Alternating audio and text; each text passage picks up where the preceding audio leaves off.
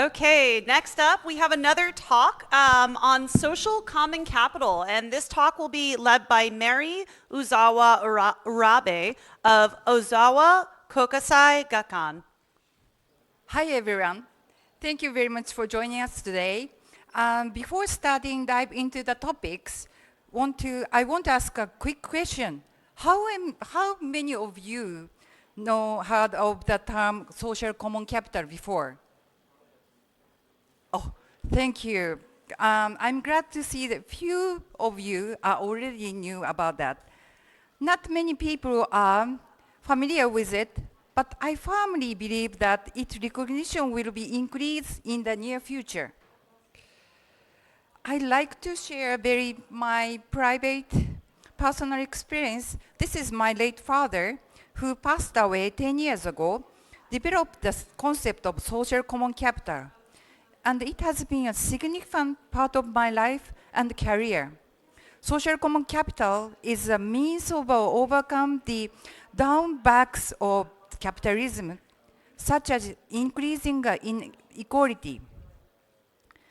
The definition of social common capital is as follows: provides members of the society with those services and the institutional arrangement that are crucial in maintaining human and cultural life. It encompasses the shared resources and the institutions that are essential for affluent society, supporting overall well-being. I am a physician, and healthcare is one of the essential pillars of social common capital. COVID-19 made many people realize that healthcare cannot be considered solely economic rationality or productivity.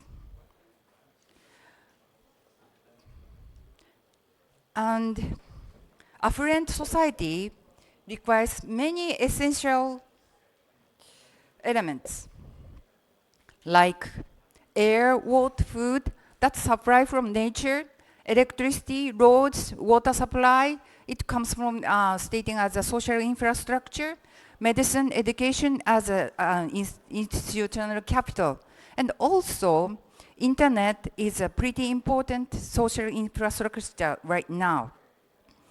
Reflecting on the current rise of Dao, I often wonder what my father would think of this movement. When he was alive, Dao were not common, but he would see their potential to enhance and align with the possibility and principle of social common capital. Fundamental idea is instead of leaving these important things to the market, they should be protected and managed by the government or local communities. Left solely to market, price will rise. So the socialism, as all you notice that, not going very well. Utilize a capitalism aligned with human characteristics is pretty important. As many of you notice that the benefits of capitalism, it's good way to facilitate the innovations. Many of you remember how quickly COVID-19 vaccination is launched in the market. And also, capitalism is exploitation of labor is better than socialism. That is my father's word. Thinking about child labor cacao, if market said no to the child labor cacao, nobody can sell the cacao. A producer must change the way to produce it. So sometimes the market limitation by market stronger than the laws. The social common capital is trying to create a society leverages individual characteristics. For example, characteristic of corporations is make a profit, of course, but leading to an affluent society, and we have to think about the impact on society. Economy only starts to move when human heart mind is activated. That was said by the Emperor Showa when my father talked about the social and common capital. Emperor said that you keep talking about the economy, but you are saying that the human heart is important, isn't it? So my father is trying to create economics for well-being. Unfortunately, not be priced are difficult to handle in economics, like children and nature. That kind of things are neglected in economics. But the value cannot be monetized is pretty important.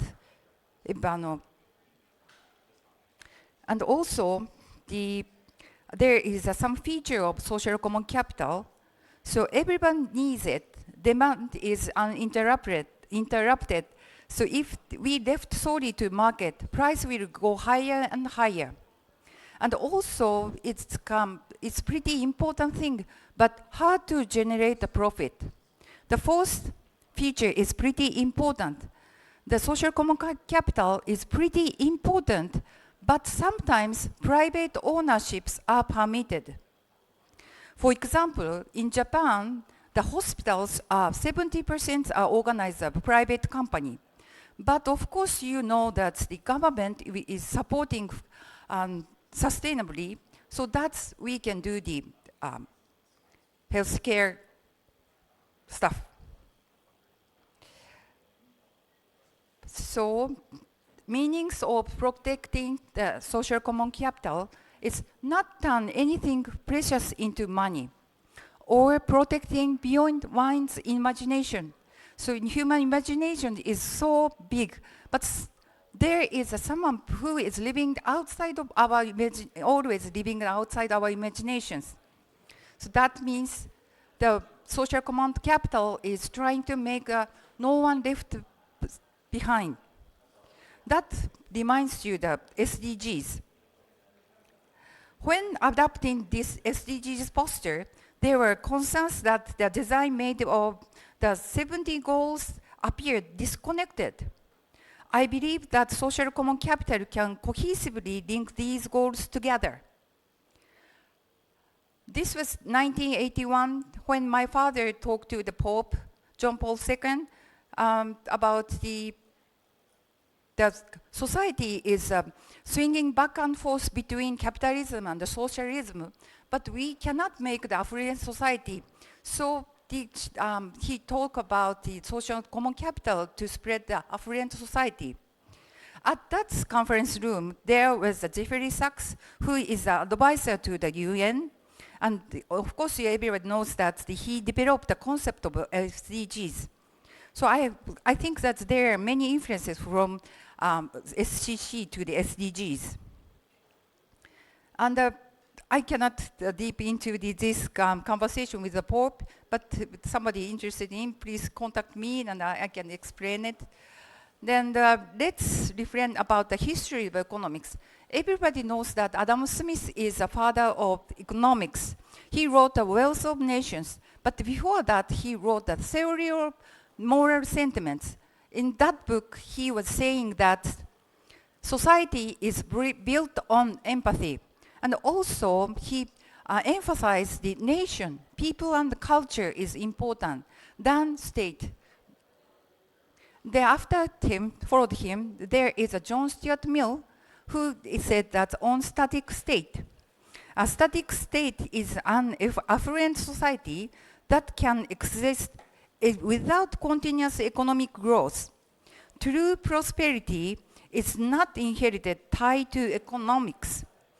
Indices and the theory of social common capital supports this steady state. After following that, Thorstein Veblen made a theory of institutionalism. He is trying to protect the freedom and the dignity of the human spirit. That leads the society, the independence of the soul. And that leads to a society of well-being, I believe. And he is pretty said that it's pretty important that instinct, idle curiosity, and workmanship is pretty important for static state. My father was a professor at the Chicago University, mid-60s, and there is a two famous PhD student was there, Joseph E. Stiglitz and George Akerlof. He was, both of them received the Nobel Prize in the 2001, and they were very close relationship between my father. And Joseph Stiglitz is a close friend of Jeffrey Sachs, so he also had many influence from my father. And also there is the famous professor named Milton Friedman. Uzawa had a close relationship with Milton Friedman too, where they engaged in many discussions, always respecting each other as scholars, but they were kind of opposite all the time. Later on, Friedman followed Uzawa's work for many years by asking his acquaintances at the Tokyo University to translate Uzawa's Japanese writing into English and send them to him. When they met, Uzawa was surprised to find that Friedman was well acquainted with his research. So Friedman is famous for neoliberalism and the book of Free to Choose. But he's stating that economic liberalism and the benefit of minimal government intervention in the economy. But in his book, that only freedom is to buy or not to buy. Speaking about education, famous story about the Friedman. Friedman had a lecture at the university and saying that there is a reasonable that the black student is less than Caucasian at the university, because at that time, when he or she was a high school student, they choose not to study to go to university, but played. So that's the individual responsibility that he said. But black student raised his hand and said, Friedman, I understand what you said, but I had no choice to choose the parents.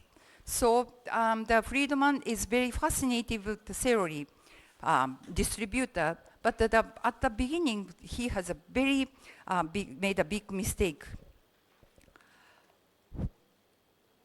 He returned, Uzawa returned to Japan 1968.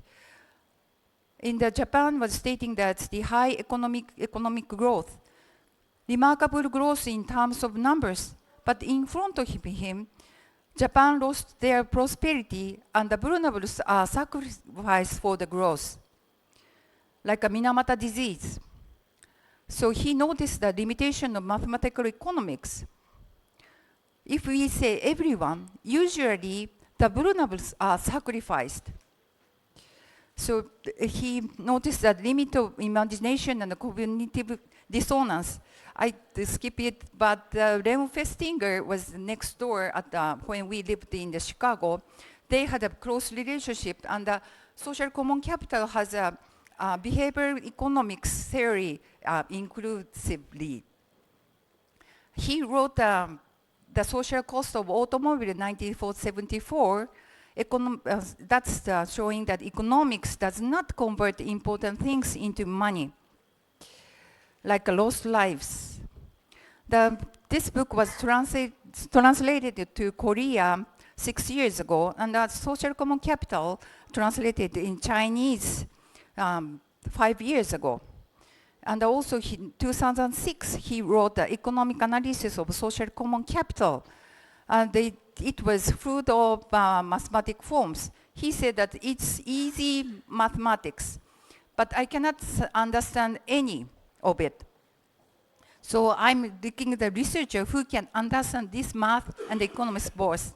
Please contact me if you so.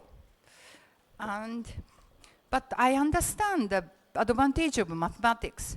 If I say mountain, in my heart, the Rocky Mountain or Alps Mountain, I will imagine. But when I get turned into the Japanese kanji, it's a pictogram that reminds me the Mount Fuji or Daisen. So everybody has a own history, and the imagination would be changed. But if you see this math form, everybody prefer fluid the number 2. So the mathematics is a communication tool unaffected by language, culture, religion, or time. So let's skip it. I have only 2 minutes left. So the math has a greater affinity to physics, but it's pretty hard to handle. I'm sorry, the mind or heart is too complex to handle. But now the math is changing, so we are thinking another way. And finally, I would like to talk about the social common capital and the future research division at Kyoto University. There are many researchers had joined. The Fumitaka-san, who spoke yesterday, is also joined as our research division. And one of the researchers, Masatoshi Funabashi, focused on the Seneco culture, augmented ecosystem. He translated Burkina Faso, Sub-Sahara, to the agricultural land within a year. This is what they are doing at the Roppongi Hills.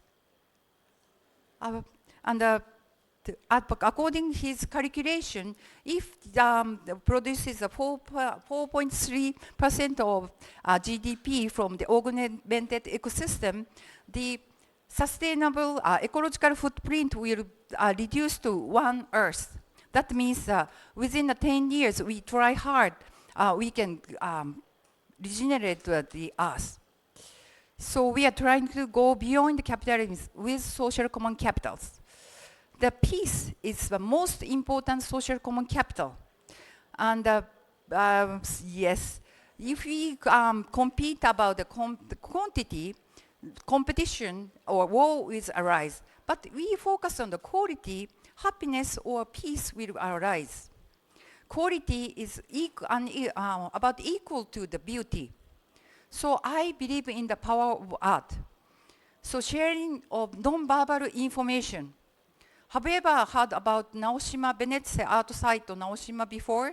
The island is very famous for yellow pumpkins. But the founder of this island, Soichiro Fukutake, is fighting against the side effect of capitalism with modern art. So I think there is Infinity Gate at the Naoshima Island. It's just a frame, but he emphasized the nature. So I believe that social common capital is like the Infinity Gate that gave us the frame to notice the importance of the social common capital. Once again, thank you very much for this time. My father had a war economist who had a warm heart and a cool head with spirits. So anyone who can join our research division, please contact me. Thank you very much for your time.